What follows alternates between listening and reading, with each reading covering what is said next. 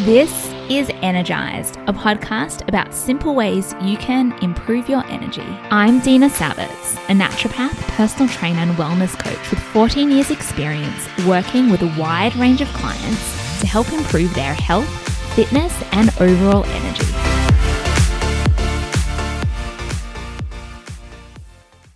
Hello and welcome to this week's Energized podcast episode. Just my general health disclaimer before I start. While I am a qualified naturopath and personal trainer, anything I talk about in this podcast is general in nature.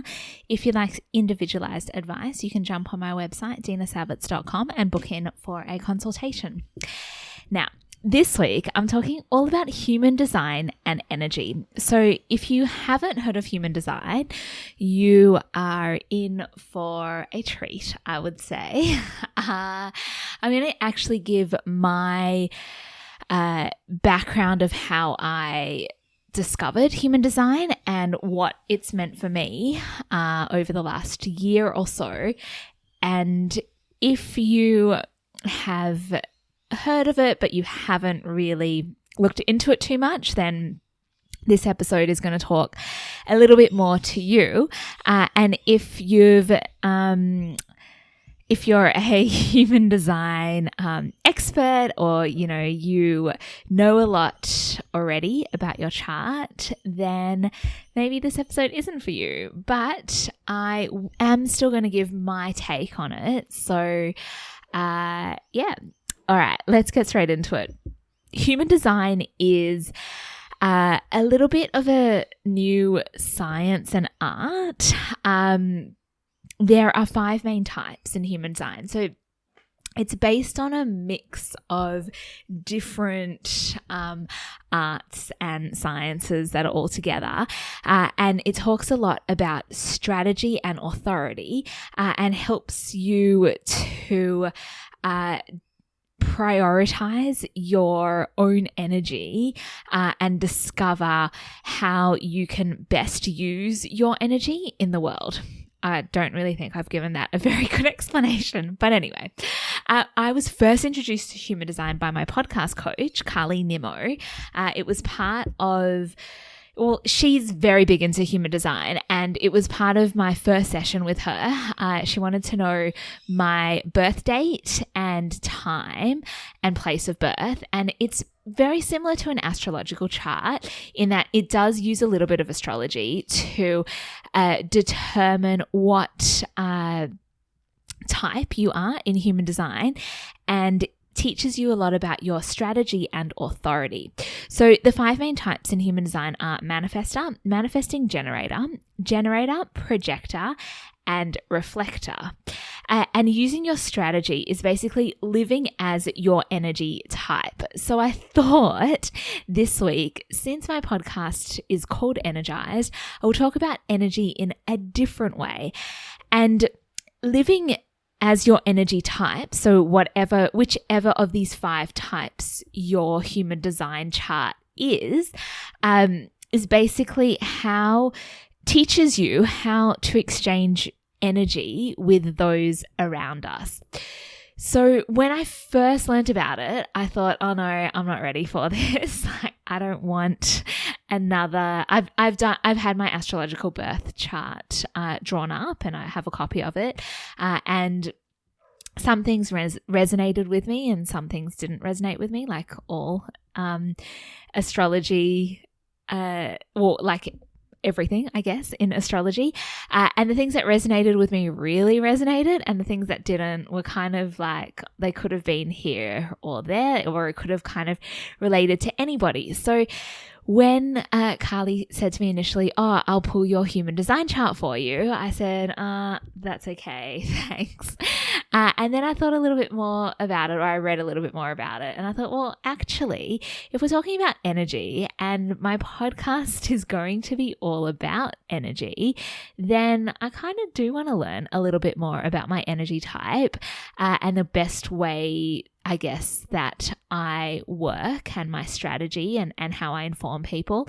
And so I let her pull my chart. But here's the thing. at the time, I didn't actually know my exact time of birth. So I gave an estimate, and Carly had a look at like the hours before and after and said, oh, it's pretty similar anyway, all the way across there. So that was fine. But more recently, I did discover my exact time of birth. I asked my mum if she could find my birth card, which she did, which I do remember from a few years ago when I wanted to get my astrological chart done. Back when I was studying naturopathy, because one of my lecturers is big into astrology. So I knew that I didn't actually know when my astrological chart was, but I knew that my mum had my birth card for the exact time that I was born. So in order to pull your human design chart, you can just Google human design chart, and I think there's a few websites that will give you your chart for free. And all you need to do is give the exact time, date, including the year, and the place that you were born. And then a chart appears.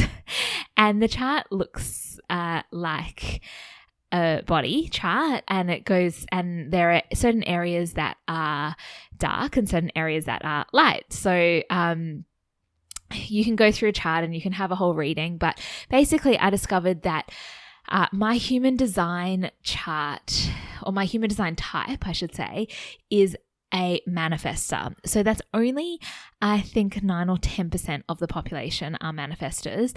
And manifestors are designed from an energetic perspective to rest a lot. So when I discovered this, the main thing I learned was that manifestors are designed to rest 80% of the time. And I thought, oh, I don't even know how to do that.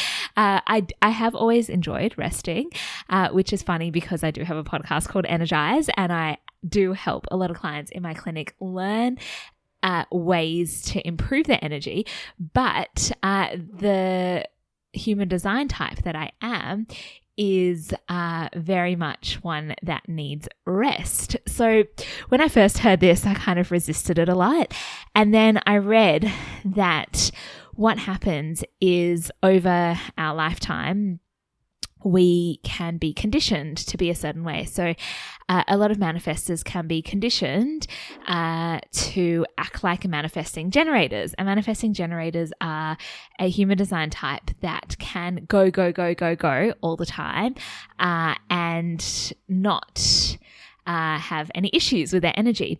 And so I actually live with 3 manifesting generators. My husband and my 2 kids are all manifesting generators, and they do have a lot more energy than me. I do find that I need to rest more than they do. I obviously have different hormones to them because I have 2 boys, and my husband is obviously male as well. So I just kind of put it down to that.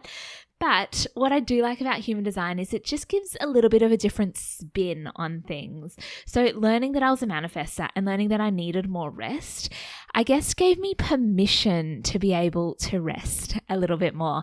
And it also made me rethink, what is it that I am putting out there in terms of content to listeners on my podcast, and also via my blog, on my website, and in my newsletters that I put out, and on social media, and how much of that is following that manifesting generator type of energy as opposed to the manifestor energy. So I did join started following a few people on social media. I joined a few groups where there are other manifestors, and I've started to learn a lot more about being a manifestor and what that means in terms of my energy. And I guess this episode, I just want to encourage you to, if this is something that interests you, I don't believe that there is such a thing as wherever you are, health not health related, that there is such a thing as a one size fits all approach to anything. I'm still learning very much about my human design, and sometimes things that I read don't resonate with me at all, and that's okay too. I have started following a lot of people and listening to podcasts as well of people who do follow their human design to a T and have found that they have less resistance in their life. They have more energy, more flow. So I'm really interested by that. I'm really intrigued by it. I've worked with another coach who is a kinesiologist as well as knowing about human design. And so she's pulled my chart and had a look at my chart as well. And one of the things that did definitely resonate with me as a manifestor is that I don't like being told what to do. So I'm also hesitant about telling other people what to do. I like to give suggestions for people, but not necessarily tell them it's this way or nothing. And that is something that is definitely big in my human design chart. So I guess what I was trying to say is that I encourage you, if this is something that interests you and you want to learn about what your human design is and how your energy, I guess, flows, or how whether you're living as your energy type and how you're exchanging energy with people around you, then definitely have a look into it. I highly recommend you can check out Carly Nimmo. She does some human design workshops as well. You can book a session with her to have your chart read. There are a lot of amazing people out there as well. Coaches, not coaches, other people who just are really into human design. And it's, something that I believe could be life-changing, because it definitely did give me a lot of insight into how I work with people, how people respond to my energy as well. And the rest cycle was a big one for me. So knowing that there are certain times in my life where I will need more rest than others, and that's okay. So if anything, learning about human design helped me to learn more about my own energy needs and requirements, and encouraged me to be okay with resting more. And I think this is a universal thing that, everybody can learn and be encouraged to rest more. But it was good for me to find out that as a manifestor, my makeup is that I do need more rest. And so that's okay. If you take anything from this episode, if you're not interested in looking up your human design chart, then at least know that if you are feeling like you need to rest, then you probably do, and that's okay. I am giving you permission to rest. So as a manifestor, learning to prioritize my own energy and my own energy needs and requirements, and discovering my human design has been a bit of a journey over the last year or so since I started to discover it. Something that I've really enjoyed. And I guess I just wanted to get a bit personal in this episode and share that with you. If this has resonated with you, then please jump over onto my Instagram at Dina Savitz and let me know. I'd love to know as well. If you already know your human design chart, let me know what you are. I'm always intrigued by people that I interact with, especially via social media, to know what kind of energy they have, what their strategy and authority is. And to be able to respond to that accordingly, according to my human design. That's it for this week. I hope you have a beautiful week. Bye.